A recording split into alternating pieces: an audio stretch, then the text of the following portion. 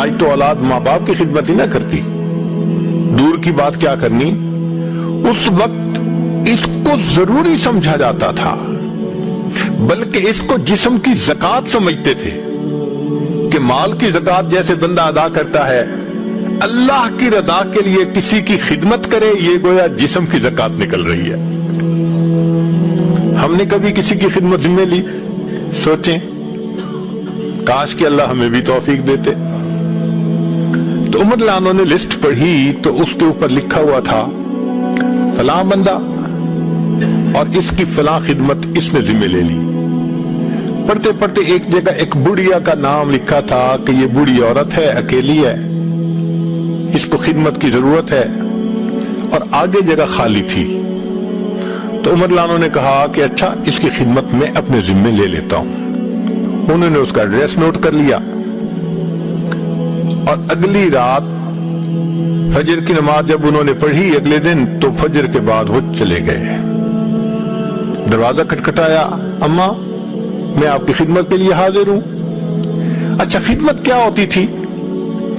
گھر کے اندر جھاڑو دے دینا، برتن ہو تو ان کو دھو دینا، اور پانی باہر چشمے کنویں سے اس کے گھر تک پہنچا دینا۔ یہ چند کام یہ خدمت کہلاتی تھی، چونکہ اس میں اس کو ہیلپ کی ضرورت ہوتی تھی، باقی کام تو انسان کر ہی لیتا ہے۔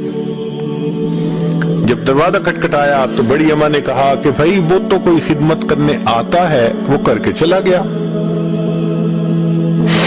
عمر لانو بڑے حیران ہوئے، کوئی آتا بھی ہے اور پتہ بھی نہیں لکھا ہوا کہ کون، اتنا وہ مخلص بندہ ہے۔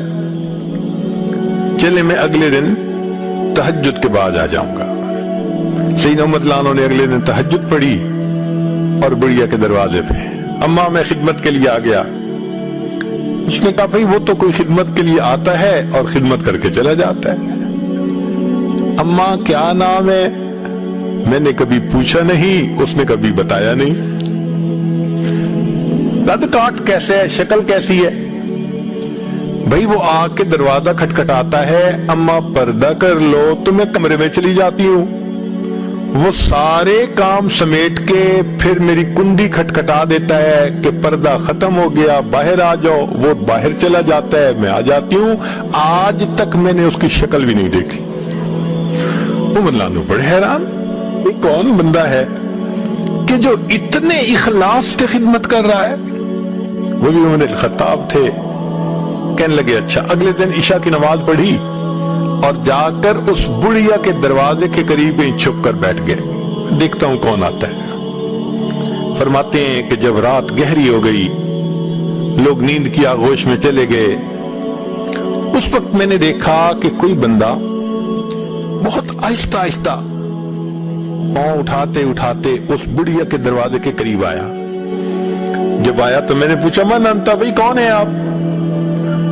تو اس کے جواب میں امیر المومنین ابو بکر صدیق لانو کی آواز آئی، میں ابو بکر ہوں۔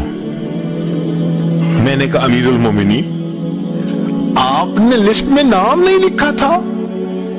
یہاں تو میں خدمت کے لیے آتا تھا، مجھے کیا پتا کہ اس کی خدمت آپ کرتے ہیں؟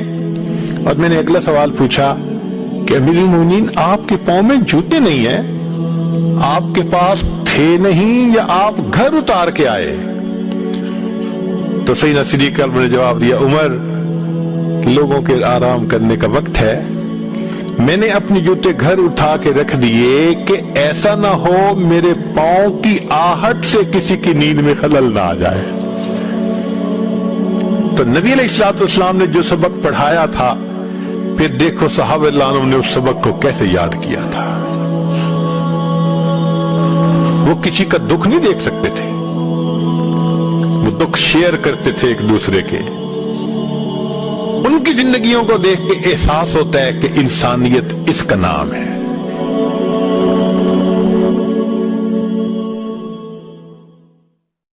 دین کی بات پھیلانا صدقہ جاریہ ہے، ثواب کی نیت سے ویڈیو کو شیئر ضرور کیجیے۔ جزاک اللہ۔